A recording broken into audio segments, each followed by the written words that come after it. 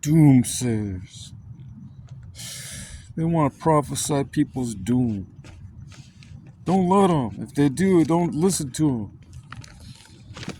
You don't have to be doomed. You don't have to be destroyed. You don't have to be damned. You don't have to be demolished or demoed. You can live forever if you want to. You don't have to give in to death, or you don't have to give in to hate. You don't have to give in to diseases. You don't have to give in to anything that is bad.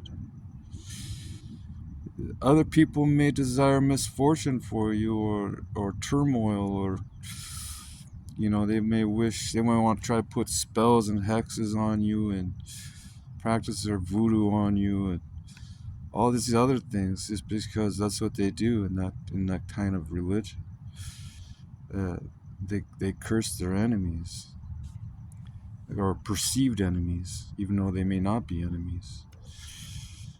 So they conjure up things in their own heads, or they listen to other people's BS and just side with people without having too much knowledge about it. They get caught up in the moment, or rather, and it becomes like a big feeding frenzy, like a bunch of piranhas. As soon as that cow or wildebeest gets in the water, they chew it all up. That's how it is. So once somebody starts something, it's like a domino effect. They all follow in pursuit.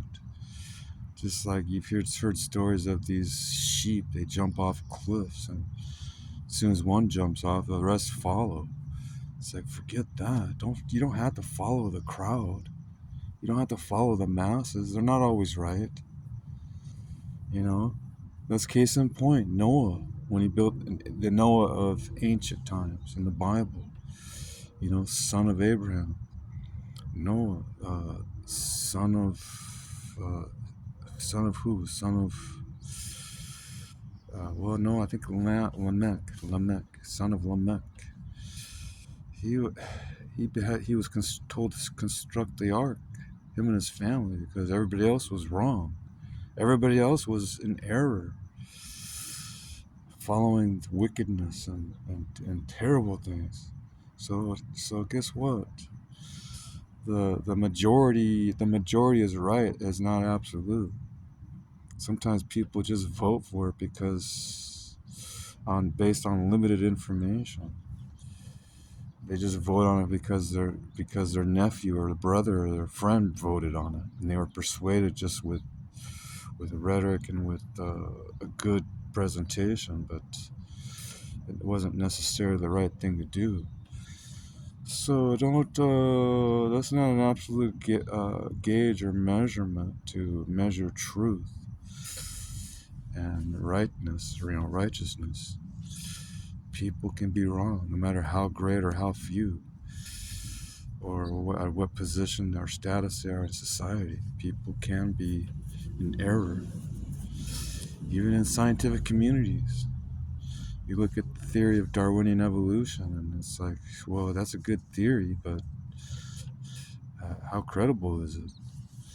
So what they do is they come up with a theory, and then they try to find evidence to support their theory. But what happens is they come to that evidence with a preconceived idea. So they try to force whatever it is they find archaeologically or through paleontology or any of the other fields of sciences. And they try to force an interpretation that's not really there. It's because they already have some kind of a mindset to prove something that's out of thin air. So they look for things in bones and say, oh, we found a jawbone of ancient link between man and monkeys, primitive man. And they say, oh, we found a tooth over here in China, and now we think it belonged to a missing link. Or we found a femur bone now. We believe it's because it's dated 5 million years old, and now we believe it's one of the other missing links to that bridge the gap between on the evolutionary scale off a single bone. And then they construct a major skeleton out of it, just one or two or three bones. And they call that science. So, I mean, come on. You need, it has to be there has to be more proof than that. You know, Charles Darwin himself just came up with an idea when he was on a boat, you know, heading to the Galapagos Island on the Beagle One, an explorer ship, and he said, these finches look all different, but they have similarities. He starts, you know, guessing and assuming and theorizing, and everybody starts buying it, hooking, and they start believing it after a while.